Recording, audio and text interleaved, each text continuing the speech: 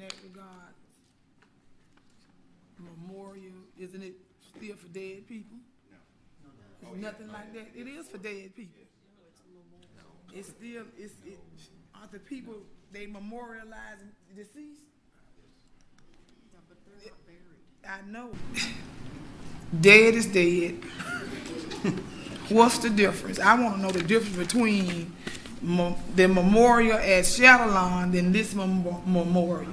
That we couldn't give money to the memorial at Shadowlawn, but you can give memorial money to this one. And all I'm asking is the difference, where I can let me understand. The money that Shadowlawn needed was to remove existing structures too, and it wasn't going to the cemetery, it was going to the nonprofit, just like this going to a nonprofit. So what's the difference? That's all I'm asking. What is the difference? Both of them are memorials. That organization, nonprofit, is a memorial. So what is the difference? I'll try. I'm not sure that I have the vocabulary or explanatory power to indicate the distinction, although it's clear to me from a legal standpoint that there is a distinction. The distinction may be based upon not the fact that there are memorials in Shadowlawn, and this is a memorial.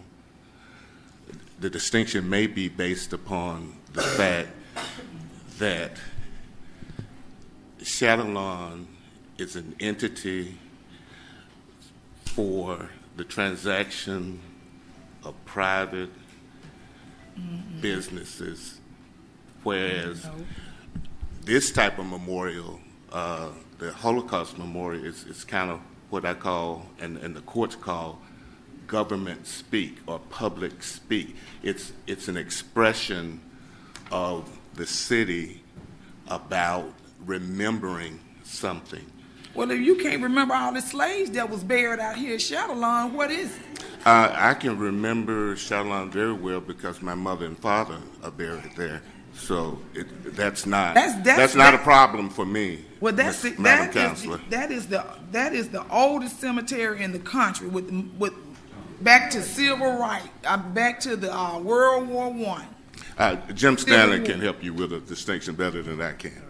Council, the Holocaust project, and there will be agreements coming to the Economic Development Budget and Finance Committee to give more detail, I believe next Monday. It's being done as an economic development project. It's expected to be advertised as a amenity that tourists can visit when they visit the city, just as you go to other cities and look on that have these kind of memorials. They're listed as tourist attractions. So the city is able to provide money to private entities for economic development purposes, and that's how this particular project is being structured. Well, if this is the oldest cemetery in the world,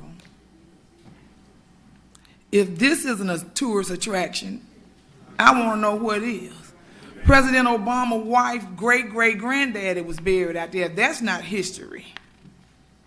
I don't see the difference, and I'm gonna leave that alone because I see the difference now. I know the difference, but I'm gonna leave that right there.